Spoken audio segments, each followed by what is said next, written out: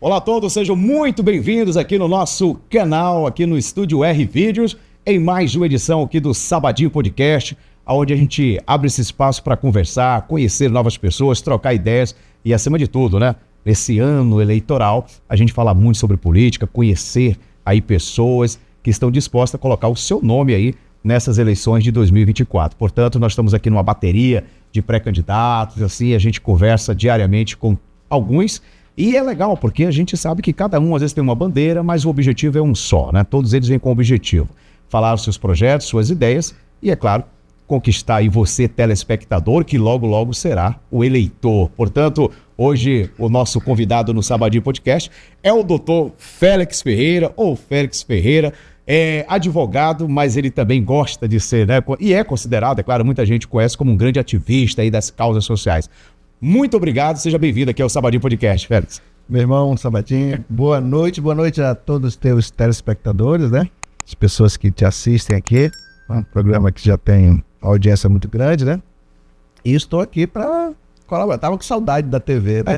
É isso. Eu que já tive um programa de televisão, né? Já tive, né, em algumas atividades aí, até recentemente, né? Eu acho que o meu último programa foi na Record News, né? Que é um programa chamado Meu Sócio, né? Sócio. Eu gostava de ir para a comunidade e fazer um trabalho lá de social, né? Então eu achava muito legal aquilo. E hoje eu sinto saudade disso. Eu acho que se eu não fosse advogado, eu seria comunicador como você. E eu deixei de ser advogado para ser comunicador. Se bem que o advogado é um comunicador de excelência, inclusive com credencial, né? A carteira aí o permite a ser um grande comunicador. E a gente estava conversando aqui de bastidor, veja só, antes de a gente começar aqui para valer o nosso podcast, que história, né? Desde 95, 96 para cá, histórias na área do jurídico, conversando assim, pessoas em comum. É verdade. E é interessante. E é desse ponto que eu quero começar. Né? Como é que surgiu aí o doutor Félix? Como é que o doutor Félix começou, então, aí nessa história como advogado? Até uma história bem interessante, né? Na verdade,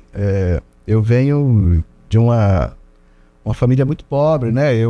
Para quem não conhece, né? Eu tenho até uma biografia no livro do nosso escritor Rômulo Senna, né? Que manda um abraço para ele aqui.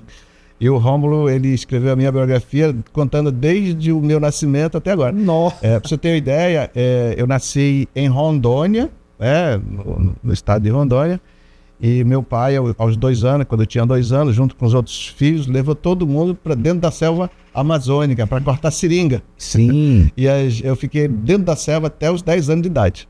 Você nasceu em Rondônia em que área? Que local ali? Eu nasci em Rio Branco, Porto Velho mesmo, né? Uhum. Aí depois, De lá que foi... na verdade, desculpa, eu até me confundi. Eu nasci em Rio Branco e fui para Rondônia. Ah, para Rondônia. Fiquei até os 2 anos em Rio Branco. Sim. Aí fui para... Meu pai era seringueiro, foi cortar seringa e fomos para a selva amazônica. Eita. Fiquei até os 10 anos, né? Eu só via animais, né? Via gente a cada 3 meses, porque eu ia buscar seringa, né? E aí, aos 10 anos que eu vim para Manaus. E aí meu pai... Veio com a família já? Toda a família, sim. né? Meus pais, né?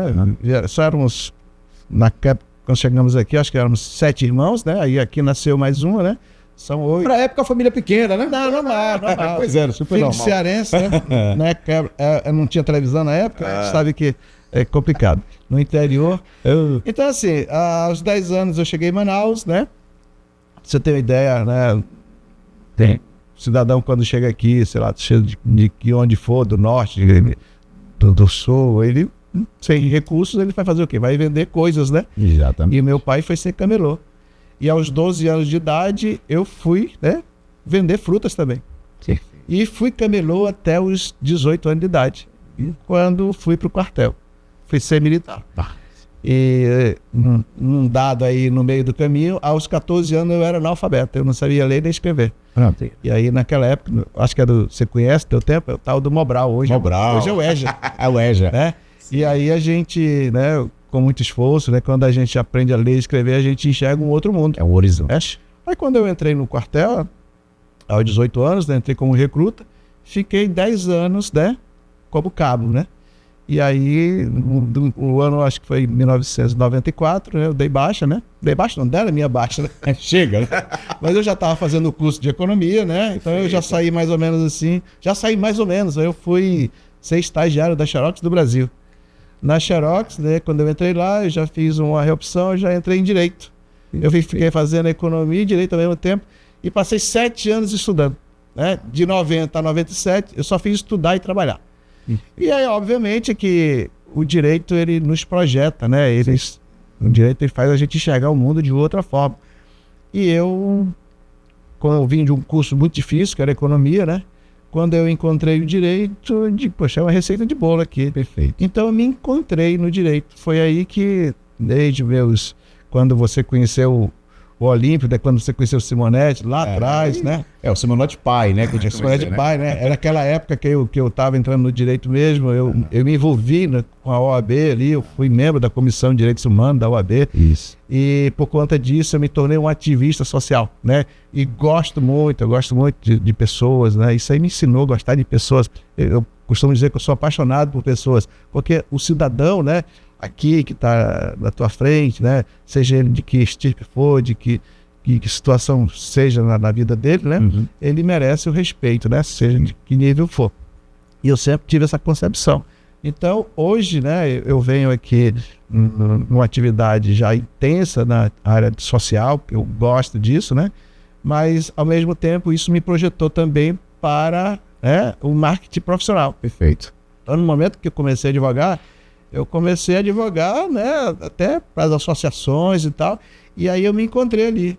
Então, a notoriedade veio naturalmente, né, e eu passei a ser um advogado que está muito ali trabalhando para o trabalhador.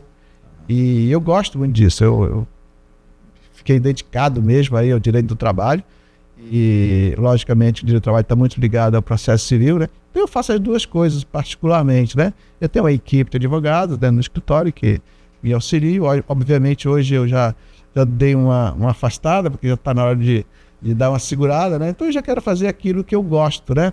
E o que eu gosto? Eu gosto de política, né? Eu gosto de estar com pessoas. Então hoje eu estou enveredando, né, para uma área que é a área política, mas já entrei na comunicação também. Eu quero voltar ainda, né, para a área de comunicação, porque eu acho que isso aqui me satisfaz, né? Muito legal. Porque o homem, ele tem que trabalhar um determinado tempo por necessidade. Isso é verdade. E aí tem que passar uma chuva ali. Depois ele tem que fazer o que ele gosta. E eu cheguei no momento que eu quero fazer o que eu gosto. Eu gosto de política, eu gosto do ativismo social, isso me satisfaz. A política é a arte do convencimento. Você tem que conversar, é muito bom ouvir as ideias. Eu gosto disso. Muito legal. É sobre essa questão aí, como ativista social, tem algo assim que tu poderia falar? Isso, claro, você viveu muitas coisas, né? Você, como já fez parte também aí da Comissão de Direitos Humanos da OAB, você já entrou em presídio, já foi em delegacia, já teve que bater de frente, ou seja, você conheceu o que a gente usa na linguagem, a verdade nua e crua, né? Verdade. E como é que é esse meio, assim, é complicado, né, Fred? Olha, o Estado, ele está aparelhado, né? Mas ele está insuficiente para atender os anseios da sociedade. Isso aí é básico, né? Nós temos hoje um Estado, eu enxergo dessa forma, né? E o Estado, ele é muito pesado para a população. Então, o Estado hoje, do modo como ele está, ele não atende às necessidades dos mais pobres, né? Ele acaba que não sei se você já viu uma figura em que um homem gordão trepa em cima de um magrinho, né? Esse é o Estado, em cima do cidadão, né? É um peso. Que acaba, o cidadão comum hoje, né? Acaba sendo escravizado. Escravizado, né? Ainda que você seja um trabalhador assalariado, você é um escravo moderno. Eu vejo dessa forma. O sujeito que hoje ganha um salário mínimo por mês, vai para o distrito, né? Trabalha lá, sai de casa às 6 da manhã e volta para casa às 6 da tarde, ele está 12 horas vendendo a sua força de trabalho por um salário mínimo. Se ele tiver que pagar aluguel, ele vai pagar R$500 de aluguel, vai comprar R$300 de comida, pagar água e luz e acabou. Se ele passar 30 anos fazendo isso, ele vai ser 30 anos a mesma coisa. Então, ele é um escravo moderno. Como é que era o escravo anterior, 200 anos atrás? Ele estava lá, ia para a lavoura, tinha habitação, tinha o trabalho, tinha comida, só isso. Então, era um escravo daquela época. Hoje, né, embora a gente esteja anestesiado, Mas quem tem um pouco de consciência entende isso. O que a Constituição diz? A Constituição diz que o salário mínimo tem que prover habitação, alimentação, lazer. Sabe quanto custa isso? Custaria isso? 12 mil reais, segundo a estatística do IBGE. 12 mil reais. Quanto é que o cidadão ganha hoje? 1.412. Por que é assim? Porque o modo como o governo está formatado, ele é agigantado, né? Como é que pode, né? E fala aqui da questão, até da campanha eleitoral, são 5 bilhões dedicados a fundo de campanha. É um absurdo. Muito dinheiro. Né? Aí você vê quanto se aplica na educação, quanto se aplica na saúde. Né? Eu estava ontem vendo um vídeo aqui de um amigo que estava buscando o tratamento de saúde, uma fila enorme, uma situação caótica. E aí, nós cidadãos, o que nós podemos fazer? Não dá para ir lá brigar com todo mundo, fazer a ruagem e tal. Você tem que entrar pelos meios, né, que te permite chegar lá, né? Chegar na cadeia de comando. Porque se você for esperar sempre aqui que fulano faz, não vai fazer. Não vai nunca, não chega. Ou você coloca homens do governo, no poder. Quando eu falo poder, eu falo executivo, judiciário, que a gente sabe que o judiciário... Os 3 poderes. Não funciona, são 26 anos, 27 anos de advocacia, né? Eu tenho um processo que tem 20 anos. Caducando já, bem. Esse negócio tá... Eu tenho processo de inventário, por exemplo, que já morreram 3 herdeiros, só tem um. Agora não tem lá. E aí? Como é que fica isso? Então, o Estado não está funcionando em área nenhuma. Na prestação de serviço judiciário, na prestação de saúde, de educação, de nada. Então, nós vivemos hoje numa situação caótica. O brasileiro vive uma situação caótica. Por que é isso? Porque há 40, 50 anos não se tem uma gestão correta do Estado. E a gente precisa de homens, né, sérios que façam as coisas entrarem para os eixos.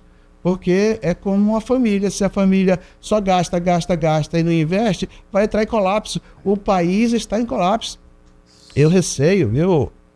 Tá até falando para minha esposa hoje de manhã, aquela situação que existe no sul, sim, né, que é uma calamidade, que é algo da natureza. Nada, né, não é impossível acontecer aqui no Amazonas. Nós tivemos o reverso aqui, que foi a seca. É isso que eu falei. Eu estava vindo no carro com a moça que trabalha comigo, né? Se, né, esse fenômeno El Niño aí acontecer, como aconteceu lá no sul 5 vezes mais, se acontecer o El Niño aqui, a seca, a estiagem aqui 5 vezes mais, acabou a Amazônia. Não temos estrutura? Tem estrutura, não tem como recuperar. Então, é algo absolutamente caótico. Agora, nós sabemos, nós temos como prever isso, nós temos como buscar mecanismo para amenizar isso. Aí, ó, quantos... O Amazonas tem 4 milhões de pessoas. Esse. 4,4 milhões. Né? Só aqui na cidade tem metade. A outra metade vive no interior. E quantas pessoas vão padecer se tiver uma situação dessa? Nós não estamos aparelhados para enfrentar, né, um desafio como esse. Eu estava ouvindo um noticiário ontem, hoje de manhã, que a estiagem, que a seca dos rios, né, está sendo muito acelerada. Muito. Isso significa que podemos ter realmente uma estiagem histórica, porque o mundo é assim, né? Os fenômenos da natureza... Cada ano pode mudar, né? E pode piorar. Já tivemos a época no mundo que houve o congelamento geral, né? Então... E pode acontecer de novo, para cima ou para baixo. Então, são coisas desse tipo que nós, cidadãos aqui, de bem, né, temos que pensar e começar a... eu quero participar, eu quero fazer parte desse projeto, eu quero desenvolver, eu quero também dar uma ideia, contribuir. Bom, a política, se diz que a eleição municipal ela é a base política, né, de um país, né? Ali onde você vai eleger os vereadores, que são a base, o prefeito, depois vem aí a base para você ter os deputados estaduais, federais, senadores, presidente, enfim. E aí a gente chega na eleição municipal, né? O que fez... Claro, você já falou muito claro aqui, você quer participar, você quer contribuir nessa. E como é que foi essa tua entrada para a política agora, especificamente nessa eleição? Porque você já vem aí de pleito, você já participou de uma política para estadual, não é isso? Para estadual. Eu fiz na campanha passada, né, de deputado estadual, eu estava estudando direito eleitoral, porque eu gosto do direito eleitoral, até porque tem uns clientes que eu tenho que dar uma assessoria, e aí eu me deparei com um artigo 25, parágrafo 3º da resolução que trata das eleições, permitindo candidatura coletiva. De opa, que é isso? Eu nunca tinha visto isso, mas era a primeira vez que aquele artigo que tinha sido inserido. Que estava valendo ali. Ele não tinha ainda, né? Aí colocaram aquele... Aí eu pensei, vou fazer um negócio aqui, vou fazer uma candidatura coletiva. Porque eu sei, sinceramente, eu sozinho não ganho. Não dá para ganhar uma eleição sozinho. Porque você... Muitos candidatos? Não é nem... Olha o meu exemplo. Eu, Félix, né? Advogado, né? Um pouquinho de dinheiro só. Aí eu tô concorrendo com quem? Que tá no mandato. Um estadual, que é uma... Que tem 2 milhões todos os meses. A logística para você sair de Manaus para ir visitar o interior. Aí eu digo, é impossível eu ganhar uma eleição sozinho. O que eu pensei? Cara, mas... Vou agregar. Se eu juntar um grupo de pessoas igualmente, né, voluntariosas, né, motivadas, a gente consegue o resultado. Eu testei, né? Assim, muito em cima da hora e tal, coloquei. Quantas pessoas você com? Eu tava com 12 pessoas. 12. Aí é que veio o pulo do gato, né? Eu sei que muita aí vai estar... vai, pode ter. Aí que eu entendi. Olha, com 12 pessoas, chegou o final, né? Eu esperava 5.000 votos. Eu tive 3.627 votos. Eu digo, mas foi legal, olha só. Experiência? Para a primeira experiência, sem instrução. Mas quer saber? Eu vou aprimorar esse projeto.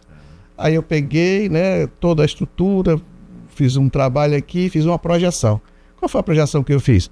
Olha, se eu com 12 pessoas, eu fiz 3.600, eu vou trabalhar com 40 para que eu possa pelo menos dobrar. E aí foi isso que eu fiz. Então, eu estou num processo de seleção, né? Hoje você é pré-candidato, selecionando já... Pré-candidato, né? Outros, né? Até a convenção, isso, eu vou fazer um trabalho de seleção, né? Eu entrevisto as pessoas. A tua meta é? 40 pessoas. 40 pessoas. 40 pessoas que cada uma que tenta, também, claro, né? Cada uma com potencial, né? Depois treinada, eu treino, eu capacito, né? Eu faço mentoria, estou vindo da mentoria agora, né? Porque assim, como se trata de algo novo, né?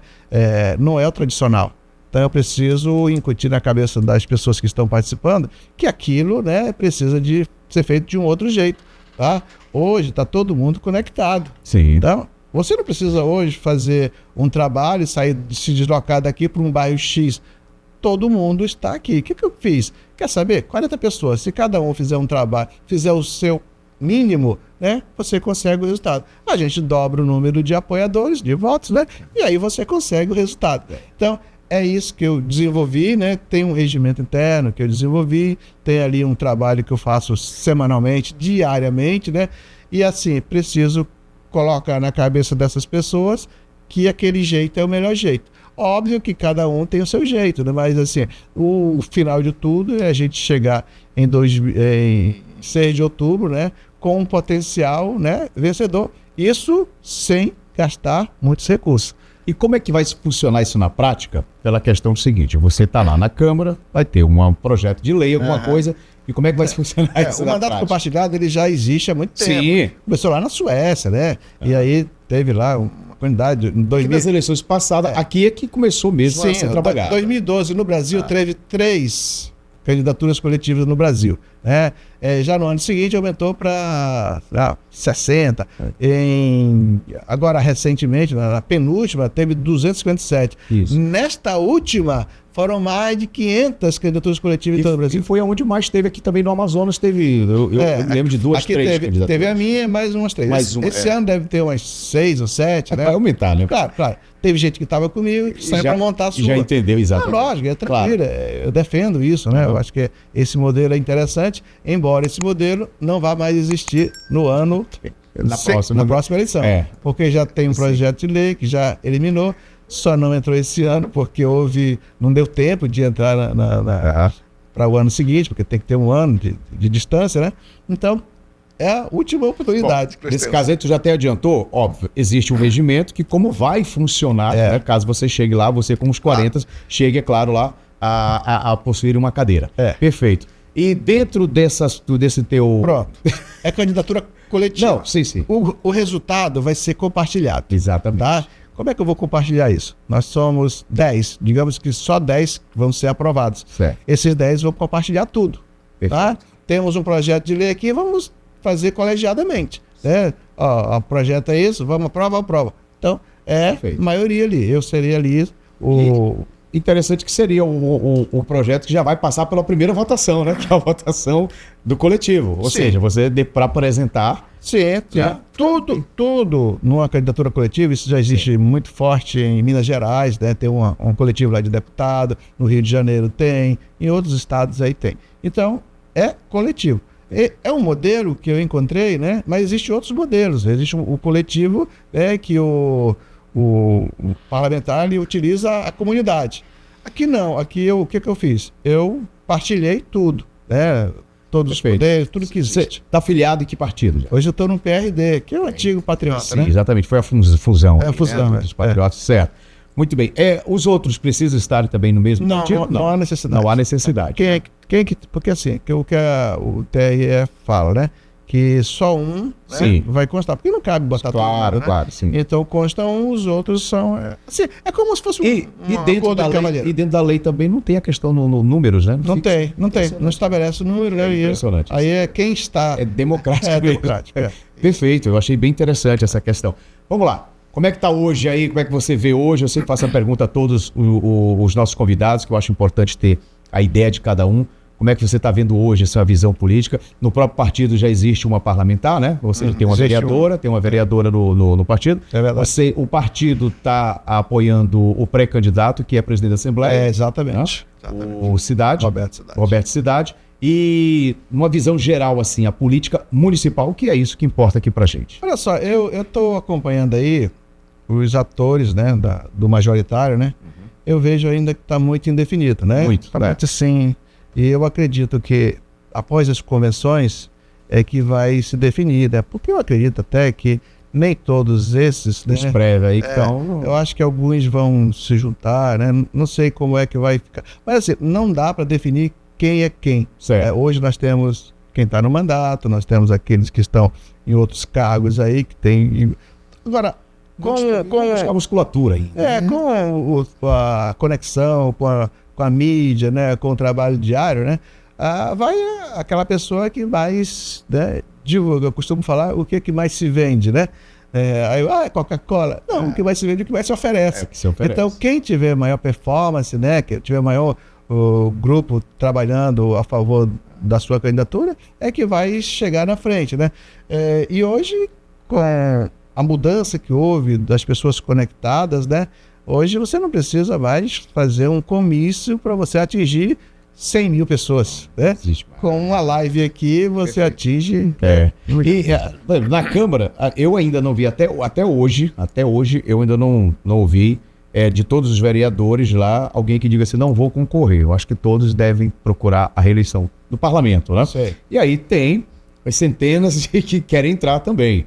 Acho que vai ter uma mudança legal, mais ou menos. A média continua de 50%. Eu acho que a média vai ficar entre 50% e 60%. Deve permanecer mais ou menos. Até porque houve um fenômeno agora, né? Não sei se você sabe, né? Pela primeira vez, né? Houve na campanha passada de deputado e agora pela primeira vez para vereador.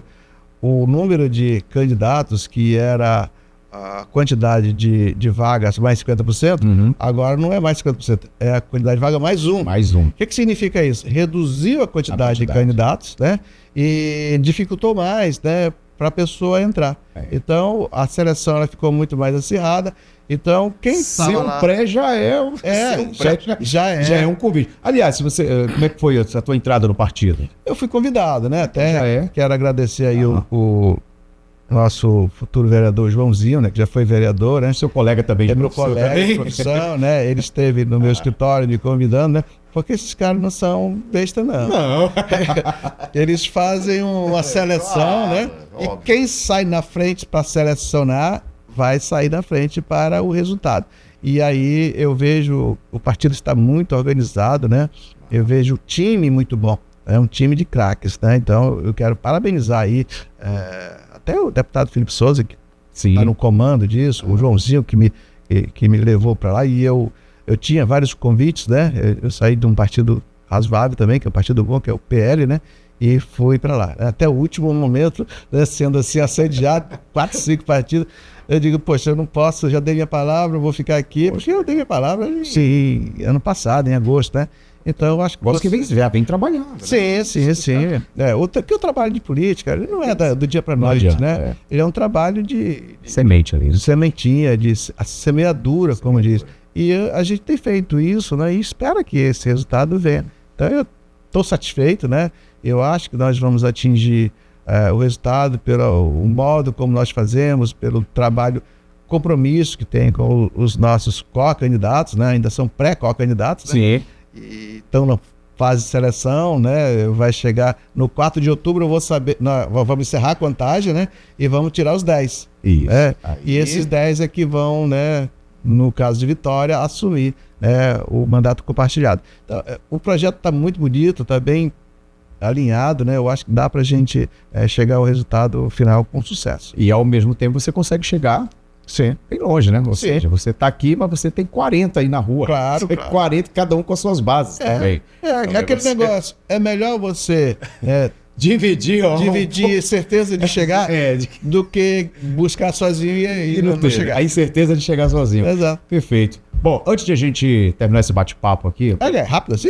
Uns 30 passa voando, né? É uma coisa rápida. Meu Deus. É por isso que a gente tem... Não, mas eu vou te convidar, independente de política... Não, mas independente de período eleitoral, essas coisas todas, mais na frente, porque você tem uma história também aí, uma história no social, na advocacia, que a gente precisa compartilhar mais essas histórias aí, né? E aí você veio outra vez aqui no nosso podcast, que a gente fala de tudo aqui. Nesse momento a gente está dando uma ênfase, é claro, dando esse espaço, né? Abrindo esse espaço aí para as pessoas que querem aí adentrar nesse mundo tão importante que, primeiramente, tudo é política, né? Verdade. Política é a arte do convencimento. Claro. Se você não conseguir convencer, no direito a gente sabe muito isso, né? A lei está lá. Quem tiver o melhor argumento, leva. Tem tese para todos os lados. Tem tese para todo lado. Então, eu agradeço mesmo, mas eu queria que você olhasse aqui, que você fizesse esse convite especial, que eu acho importante. Primeiro, você tem uma história aí no direito, ou seja, você tem centenas de clientes, pessoas que já passaram, e mesmo como cliente também ficam os amigos, né? Muitos se tornam bastantes amigos, tem as famílias. Então vamos dar essa moral também pro nosso podcast aqui, pra você pedir pro pessoal aí assistir todo esse podcast, conhecer um pouco mais, e as tuas redes sociais aí, claro, tudo, o pessoal te seguir. Maravilhoso, viu? Agradeço, Sabadinho, por essa oportunidade, porque é um privilégio, né? Eu acho que nem todo mundo tem o prestígio que eu tive agora, né, de ser convidado por um podcast de tamanha importância, né? Fico feliz por isso, né? E você que está assistindo, compartilha, né? Comenta. O pessoal, os co-candidatos aí, né? Os pré-co-candidatos. Comenta, compartilha, bota isso para frente, porque é importante para nós, é importante para o programa. A gente agradece muito aqui a você, né? E dizer que estamos à disposição. Tá? Bom, para a gente finalizar aqui o nosso podcast, uma pergunta que eu não te fiz, que você acha que, pô, Sabadinho, podia ter perguntado sobre isso, ou deveria ter falado sobre isso. Tem algo assim que você acha? Não, assim, eu acho que hoje nós temos uma das coisas que eu acho que como é que está o Brasil hoje? Sim. E eu até falei de ano passado. O Brasil está numa situação difícil, tá? Nós precisamos, brasileiros, né? Precisamos ser realistas. Precisamos ter a consciência que nós estamos passando por uma crise há muito tempo, tá? Uma crise de ética, uma crise de um conflito incessante que está atrasando o nosso país. Então, nós, cidadãos de bens, tá vindo as eleições aí, é municipal, né?